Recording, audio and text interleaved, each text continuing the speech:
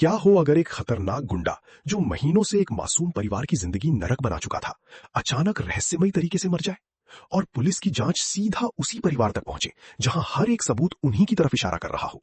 लेकिन जैसे जैसे कहानी आगे बढ़ती है, ऐसे राज खुलते हैं कि आप देखकर हैरान रह जाएंगे। हेलो दोस्तों, welcome back to movie snapshot. आज एक और दिलचस्प मिस्ट्री थ्रिलर कहानी लेकर आया हूं। अगर आप नए हो तो चैनल को सब्सक्राइब करना और बेल आइकन दबा देना। तो चलिए बिना देरी किए शुरू करते हैं।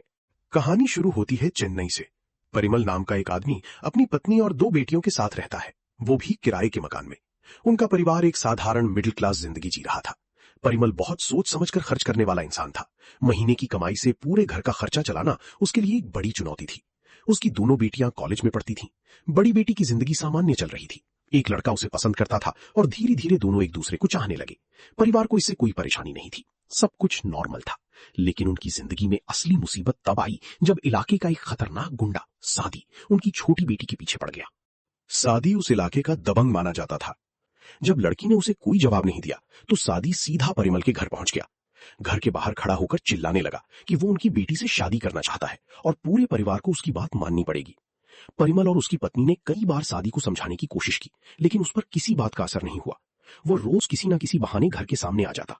इन हरकतों से पूरा परिवार मेंटल टेंशन में रहने लगा। छोटी बेटी तो घर से बाहर निकलने तक डरने लगी।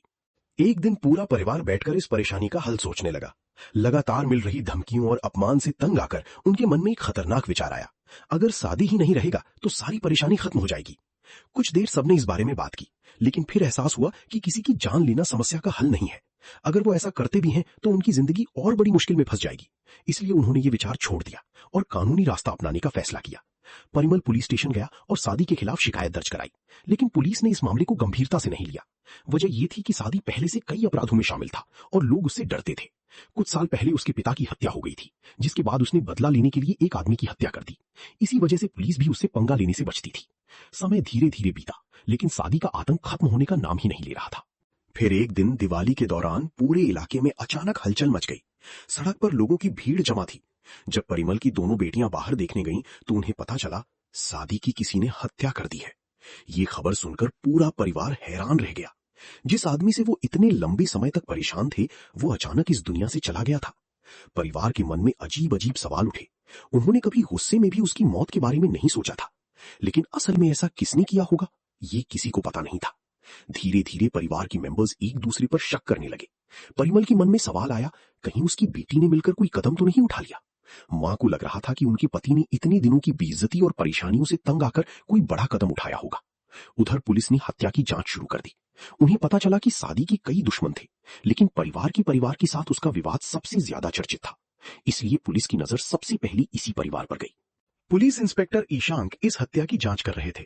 उन्होंने आते ही सादी के बारे में हर छोटी बड़ी जानकारी इकट्ठा करनी शुरू कर दी। उधर परिमल अपने परिवार के साथ बैठा सोच रहा था। सादी और उनके परिवार के बीच की दुश्मनी पूरे इलाके को पता थी। ऐसे में पुलिस का सबसे पहला शक उन्हीं पर जाना तय था। इसलिए परिमल ने घर वालों से पूछा, कहीं किसी ने छुपकर ऐसा कुछ तो नहीं किया जो बाद में बड़ी मुसीबत बन जाए। इसी दौरान एक बात सामने आई जिसने सबको हैरान कर दिया।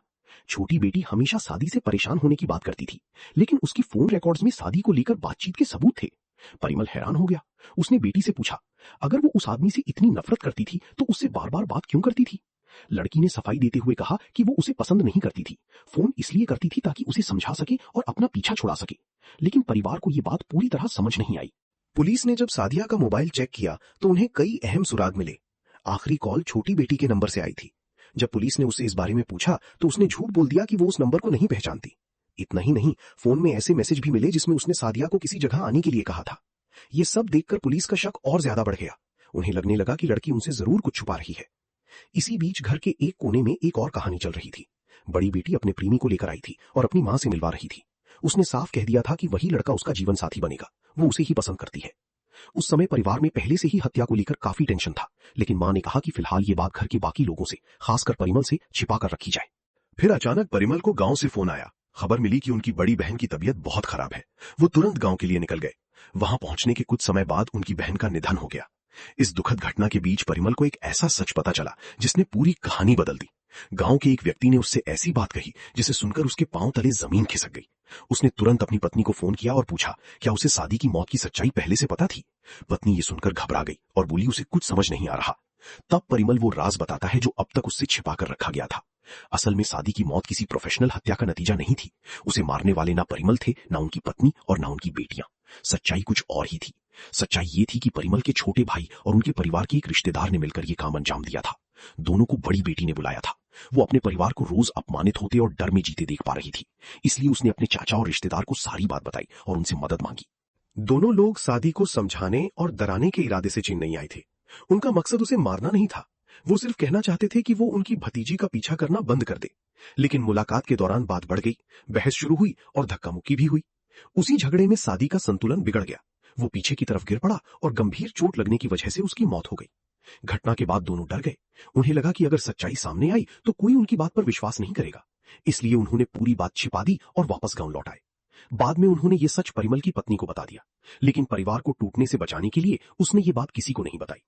अब परिमल समझ चुका था कि जिस हत्या के लिए वो अपने परिवार पर शक कर रहा था, उसके पीछे की सच्चाई कुछ और ही थी।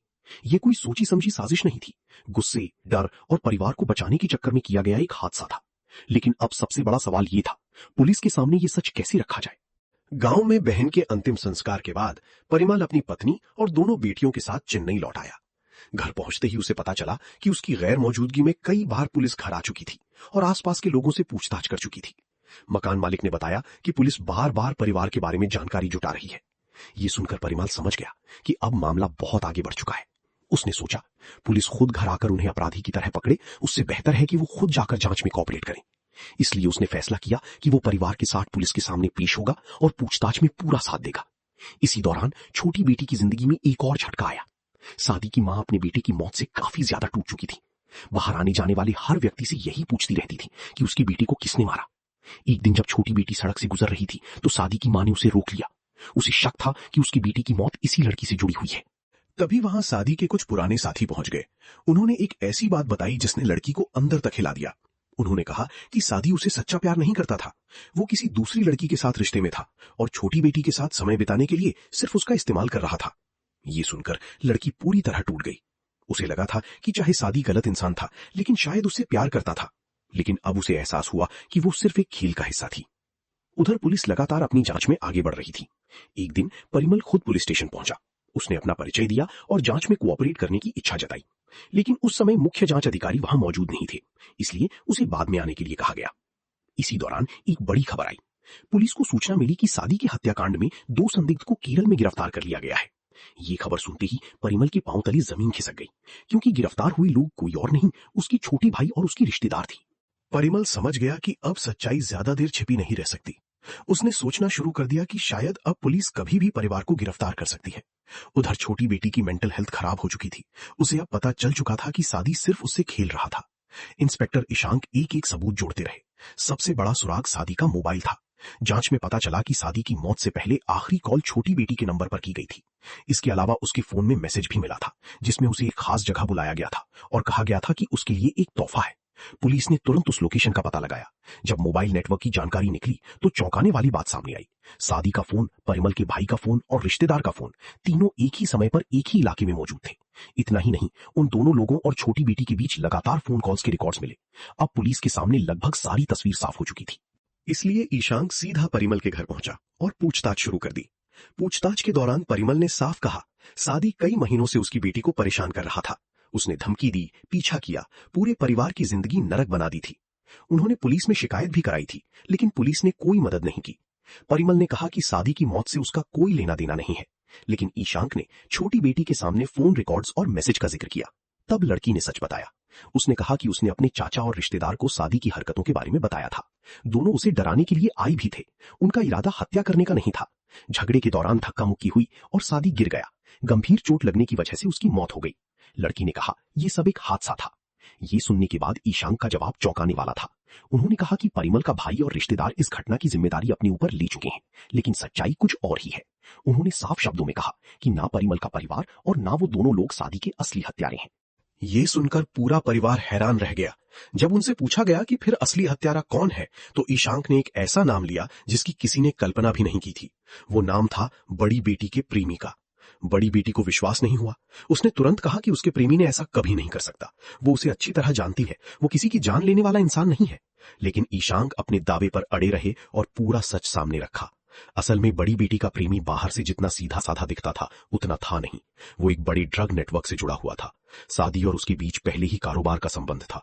लाखों रुपए के नशीले सादी के पास पहुंचाए गए थे, लेकिन लालच में आकर सादी ने वो माल बेच दिया और बाद में झूठ बोल दिया कि माल कहीं खो गया। जब ये बात प्रेमी को पता चली तो दोनों के बीच गंभीर विवाद हो गया। पैसा और ड्रग्स के इस खेल में दुश्मनी इतनी बढ़ गई कि पुलिस के मुताबिक उसी झगड़े के दौरान उसने सादी की हत्या कर दी। पुलिस ने दावा किया कि प्रेमी को गिरफ्तार कर लिया गया है और उसने अपराध कबूल भी कर लिया है। ये सुनकर बड़ी बेटी की दुनिया बिखर गई, लेकिन कहानी यहीं खत्म नहीं होती। गिरफ्तारी के बाद भी प्रेमी एक ही बात दोहरा रहा था। उसने माना कि वो ड्रग्स के धंधे में शामिल था, लेकिन उसने सादी की हत्या नहीं की। चाहे जितनी पूछताछ हुई, वो इसी बात पर अड़ा रहा। यहीं से परिमल के मन में एक नया शक पैदा हुआ। परिमल बचपन से ही पुलिस अधिकारी बनना चाहता था। हालांकि वो परीक्षा पास नहीं कर पाया और उसका सपना अधूरा रह गया, लेकिन उसकी जांच पड़ताल की आदत कभी खत्म नहीं हुई। जांच करते करते उसके सामने जो नाम आया वो सबसे चौंकाने वाला था। इंस्पेक्टर ईशांक का नाम। ईशांक का एक छोटा बेटा था जो कॉलेज में पढ़ता था। वो होनहार लड़का था और अपने माता पिता की आंखों का तारा। लेकिन एक दिन उसकी जिंदगी नशे की लत की वजह से बर्बाद हो गई और उस बर्बादी की डोर कहीं ना कहीं सादी के ड्रग्स से जुड़ी हुई थी। कॉलेज में लंबे समय से नशे का कारोबार चल रहा था, लेकिन ईशांक का बेटा इन सब चीजों के खिलाफ था। उसे पता चला कि कॉलेज में खुलेआम नशे का सामान बेचा जा रहा है, तो उसने इसकी शिकायत प्रिंसिपल तक कर दी। लेकिन उसकी यही हिम्मत उसकी सबसे बड़ी गलती साबित हुई। मारपीट इतनी बेरहमी से हुई कि ईशांक का बेटा अपनी जान गंवा बैठा। बेटी की मौत ने ईशांक को अंदर से तोड़ा। एक पिता के लिए यह सबसे बड़ा दुख था, लेकिन दुख के साथ साथ उसके मन में बदले की आग भी जल रही थी। वो जानना चाहता था कि आखिर कौन लोग थे जिनकी वजह से उसका बेटा हमेशा के लिए दूर कर दिया गया। उसने अपनी जांच शुरू की और धीरे धीरे उसे पता चला कि इस पूरे ड्रग नेटवर्क में सादी का नाम जुड़ा हुआ है। इसी दौरान उसकी मुलाकात बड़ी बेटी के प्रेमी से हुई। वो लड़का भी ड्रग्स के धंधे में शामिल था और सादी के साथ पैसे और माल को लेकर उसका विवाद चल रहा था। ईशांक ने इसकी कमजोरी का फायदा उठाया। उसने हालात को ऐसी मोड़ा कि दोनों के बीच टकराव बढ़ गया। सादी और उस लड़की के बीच विवाद इतना बढ़ गया कि मामला हत्या तक पहुंच गया। कानूनी रूप से हत्या करने वाला प्रेमी था, लेकिन कहानी का दूसरा पहलू यह था कि ईशांक ने अपनी बेटी की मौत का बदला लेने के लिए घटनाओं को उसी दिशा में बढ़ने दिया। उसने खुद सादी को नहीं मारा, लेकिन उसने हालात ऐसी बनाए कि सादी को सजा मिल जाए। और यही फिल्म एक सबसे बड़ा सवाल खड़ी करती है। क्या बदले की भावना इंसान को सही और गलत की सीमा से बाहर ले जाती है? क्या एक पिता का दर्द उसे ऐसे फैसले लेने पर मजबूर कर सकता है जो कानून और नैतिकता दोनों के खिलाफ हो? कुल मिलाकर इस कहानी की शुरुआत एक साधारण परिवार से होती है, फिर एक रहस्यमय हत्या होती है जिसकी शक की सुई बार बार उसी परिवार की तरफ घूमती है। लेकिन जैसे जैसे पर्दे खुलते हैं, नए नए राज सामने आते जाते हैं और अंत में पता चलता है कि सच्चाई किसी ने सोची भी नहीं थी। न हत्या वही थी जैसी दिखी, न हत्यारा वही था जैसा लगा, और न ही इंसाफ वही था जो मिलना चाहिए था। तो दोस्तों, कैसी लगी आपको ये कहानी? अगर पसंद आई हो तो लाइक करना मत भूलना और कमेंट में जरूर बताना आपको इस कहानी में सबसे बड़ा ट्विस्ट क्या लगा। और हाँ, अगर आपने अभी तक चैनल को सब्सक्राइब नहीं किया है तो अभी कीजिए